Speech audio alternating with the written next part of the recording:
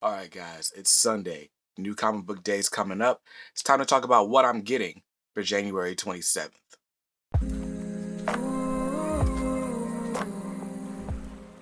What's up, guys? BJ Kicks here. Welcome back to my channel, or if it's your first time here, welcome. Now, on this channel, I talk about comics. I buy them, I read them, and I review them, all for your viewing pleasure. Now, hit that subscribe button, then hit the bell icon so that you're notified when I post new videos. This is my weekly series called What I'm Getting, where we talk about what's coming out this week, what's on my pull list, what's on the chopping block, and what's on the maybe list that I'm going to make a game day decision on. So I'm super excited that this week is a lighter week. Now, as you know, last week I literally spent double my comics budget. It worked out because my birthday was last week and I was able to, make up for it in birthday funds. But that only happens once a year, so we got to stick to the budget this week. And luckily, we do. So I was all in on Future State last week, and I was honestly kind of disappointed. I haven't gotten to read all of my Future State titles yet, but I did read Superman Worlds of War and the next Batman #2 last week. The next Batman, man, it kind of disappointed me. The story was pretty good, although the pacing was really slow. I felt like it still hasn't answered any of the questions that were raised by the first issue. They've only got two more issues left, and the artwork was really a step down. I hate that Darrington wasn't doing the art for issue 2. But this isn't a review of that. But I'm just saying, I spent so much money last week. I was all in. Kind of makes me wary to spend money moving forward. And that's kind of the risk that you run as a comics publisher when you don't put your best foot forward. Now that last week's rant is over, let's talk about what I'm getting this Wednesday at the comic shop. Now, I like to start out with the book that I'm most excited for, and that this week is The Other History of the DC Universe, issue #2. Now, this is written by John Ridley with artwork by Giuseppe Camuncoli and Andrea Cucci. I'm getting that cover A by Giuseppe. I love the cover A's on this series. That painted artwork is just great. There is a B cover by Jamal Campbell as well, but I think A cover is the way to go for this series. Now, if you guys didn't see my review of The Other History of the DC Universe #1, it's a 5-issue miniseries, but each uh, issue is kind of a self-contained retrospective of a certain character looking back at their history within the DC universe. So issue 1 focused on Jefferson Pierce, aka Black Lightning. I really loved the his story, his personal struggles with having his powers and using them, and how it kind of cost him his family in the end. And I love the commentary on race and class status as well. So that was really cool. Issue #2 is focusing on Mal Duncan. Yes, his name, Mal Duncan, aka the Guardian, and his wife Karen, aka Bumblebee, who were two of the original Teen Titans members. And so they're going to talk about their perspectives, trying to keep a place on the Titans while dealing with whatever societal pressures there were. Fun fact, Mal Duncan was the subject or one participant in the first interracial kiss in comics. So I have a feeling that's going to be addressed in here somehow as well. But either way, I'm excited for it. John Ridley's writing has been really good. I've enjoyed his next Batman, although I feel like the pacing is off. And that might be, excuse me, and that might be because there's another miniseries that he's got coming out. So I think his Batman run was originally meant to be a lot longer, and that's probably why it's not reading as well in the future state. But I loved Other History #1, and so I expect this is going to be pretty good too. So that's got a cover price of $6.99. And while we're talking about DC Comics, let's keep it moving. So let's go ahead with the future state titles that are on my list for this week. Like I said, I was all in on certain future state titles. I'm trying to cut them down now, and I'll probably just get, trades or hardcovers when they come out. But the first book on my future state list this week is Batman Superman #1. All right, so Batman Superman #1 is being written by Gene Luen Yang, who did Superman Smashes the Klan, and he did the that new Superman, or it was called Next Superman, back when Rebirth first started. Basically, had the Chinese Superman. So I've not read any of his work before. This will be my first time, but I've heard he does a really good job on Superman. And like I said, I'm just getting that Ben Oliver cover A because I like Batman, and this one's got Bruce Wayne in it, so that works for me. The next book is Dark Detective #2, written by Mariko Tamaki with artwork by Dan Mora. I'm getting the cover A by Dan Mora, and that's got a cover price of $5.99. By the way, Batman Superman #1 had a cover price of $3.99. But yeah, so Dark Detective #2. I picked up Dark Detective #1. Haven't gotten a chance to read it yet. Future State is really kind of bloating my pull list or my reading pile. So I'm gonna have to pick those up. I like to read stuff as it comes in so that I know if I want to keep the series going. But yeah, Dark Detective #2. I'm just gonna keep getting it off the strength that it's Bruce Wayne, and I love Dan Mora's artwork. So hopefully it's just as good with issue 2. Next up on my list is Strange Adventures, Adventures, Adventures #8, written by Tom King with artwork by Mitch Gerrits.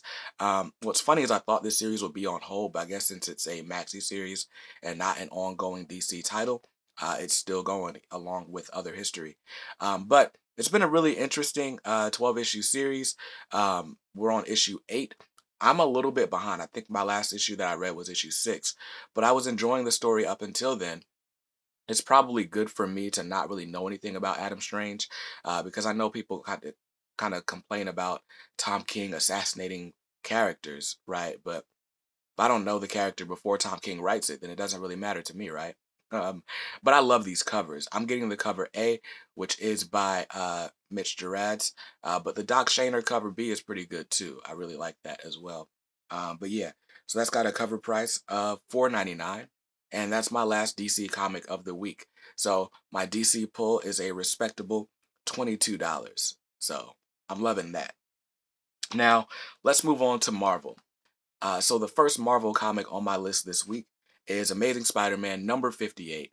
I'm still buying Amazing Spider-Man comics. This one's got artwork by Mark Bagley, written by Nick Spencer. Again, I told y'all I'm so behind on Spider-Man, but as long as it's good art, I'll pick it up. But yeah, this one's got a cover price of $3.99, and like I said, I'm just getting that A cover by Mark Bagley. It looks pretty cool. Next up on the list is X-Men #17. So I love this Storm cover. I'm a sucker for Storm covers, so I was probably gonna buy it anyway since it's been on my pull. Written by Jonathan Hickman. I don't know who's doing the art on this issue. Let's see. All right, so this one's written by Jonathan Hickman, and it's actually got artwork by Brett Booth, which I've seen some of his fan art. That's probably gonna be really good. And let's see who did the cover. Oh yeah, the cover is still Lionel Yu. But yeah, I love that Lionel Yu. I love that Lionel Yu cover A. And anyway, what can I say? X-Men, Dawn of X. I've been following everything up until Ten of Swords.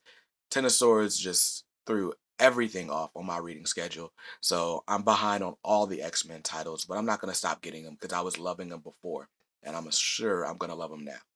All right, so keeping up with the X-Men, the next issue on my pull list is Wolverine #9, written by Benjamin Percy with art by Adam Kubert.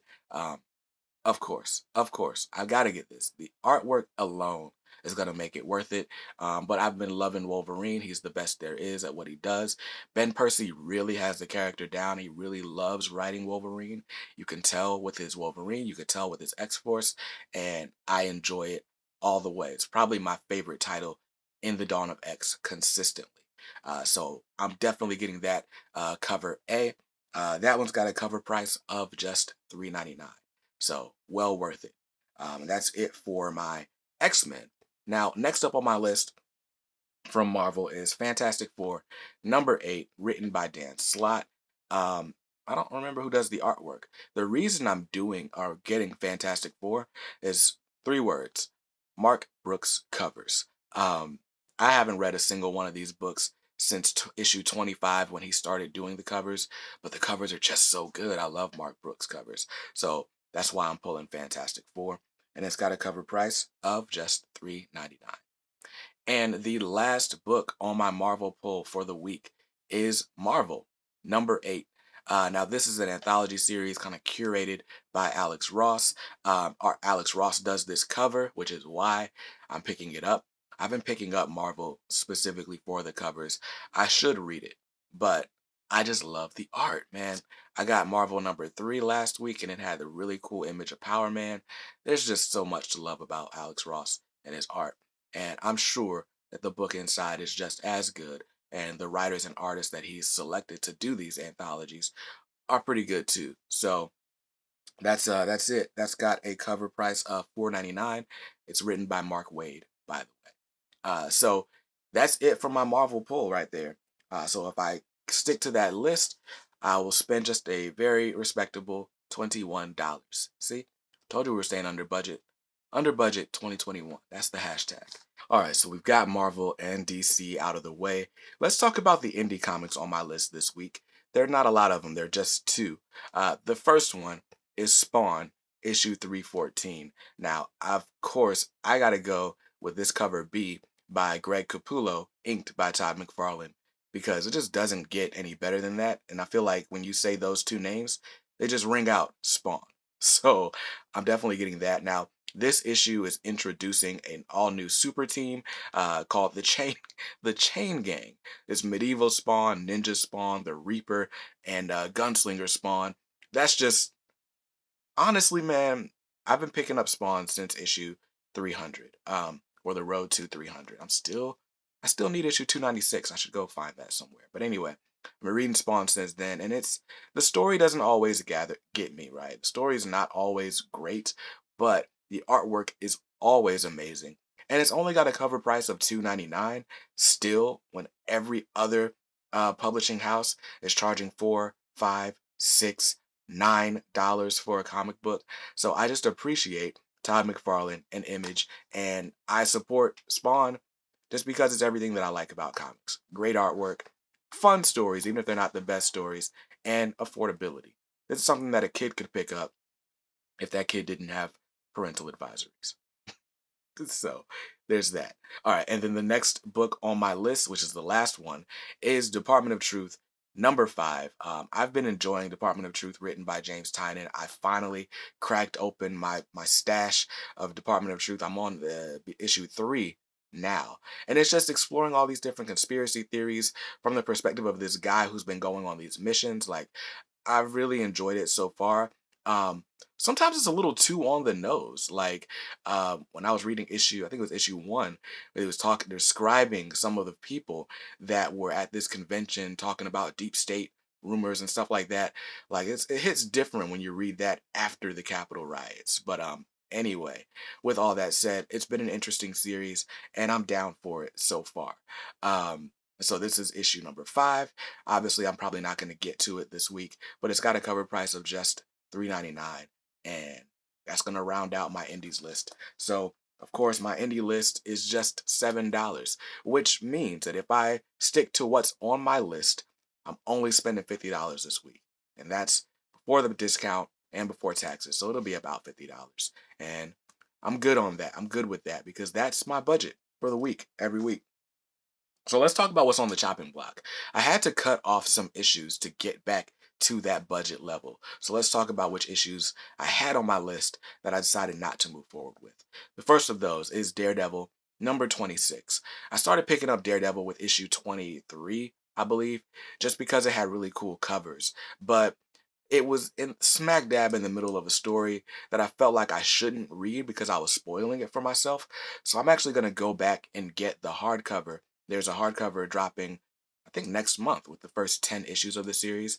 And that's how I'm going to collect Chip Zdarsky's Daredevil run. But yeah, reading it in single issues just didn't make sense for how advanced the story had been, even though the covers have been really good. So Daredevil 26, it is a King in Black tie-in, which also gives me a great reason to drop the series because I'm not reading that event. The next book on the chopping block was Strange Academy number 7. Now, I've been buying Strange Academy mostly because of the hype. Like, I had issue 1 because my comic shop had it as a buy one get one free deal right before the pandemic. And, I read it. It didn't really grab my attention, but then everyone just started hyping up the series, and there was all this speculation around it. The issues were selling out. So I went and bought second, third, fourth prints of all the books so that I could have a complete run. But I never got around to reading them. And so at this point, they're just taking up space in my short boxes, gathering dust. and that's not a good thing to have a comic book do. So I'm going to probably pick up the first trade. Well, I have the first 6 issues, so I'll read those first 6 issues, but I'll probably just continue the series in trades or hardcovers or even digitally if I like it. But chances are it's just not my cup of tea. So, Strange Academy, sorry you're no longer on the pull list. And the last book that I dropped from my pull list is Batman Black and White #2. Batman Black and White is an anthology series. Honestly, man, with all the Future State anthology books, I feel like I'm reading 30 books a week, and I just can't keep up with that many stories. There's just too much going on. And half of the joy that I get from comic books is the artwork. And while I do appreciate a well inked page, a good black and white comic, um, colors do add a lot. And like I said, with all the other stuff going on, with the fact that there's so many different stories, I feel like the colors would draw me in more. I love the covers for Batman Black and White, but I can't justify paying $6 for it if I know I'm not going to read it every week. Like, if I got to pay that much for a book, it should be the first book on my to read pile every week. So, dropping those 3 titles from my pull list saved me $14 this week and kept me under the budget. Now let's talk about the one maybe book that's on the list. This week's maybe is Marvel Action Origins #1. So obviously it's Marvel characters, but it's published by IDW. This series is meant to be an introduction to younger readers of like different Marvel characters. So this issue 1 is giving you the Peter Parker Spider Bite origin story and explaining to kids why Thanos went on his quest to collect all the Infinity Stones or Infinity Gems, depending on how they're going to name them in this comic. And that's got a cover price of just $3.99. I'm always looking for things that my daughter might be interested in, things that we can read together. And let's be honest, I like reading the young adult books too, because sometimes the regular, teen to mature content just gets so heavy. Comics should be fun. I want my comics to be fun. So Marvel Action Origins is probably a series that I'm going to grab if it's in the shop when I get there on Wednesday. Um, so that's going to do it. That's my pull list. Even if I get that one book on the maybe list, I'm under 55 bucks and I'm happy with that. So I want to know what's on your pull list. What are the books that you're picking up this week that I didn't mention? Why do you like them? Was there anything on my list that you're like, I wouldn't want to try that? Let me know in the comments below. I hope you saw something you liked. If not, it's cool. You can buy what you like. Make sure you read what you buy and be nice to others because kindness makes the world go round. Peace.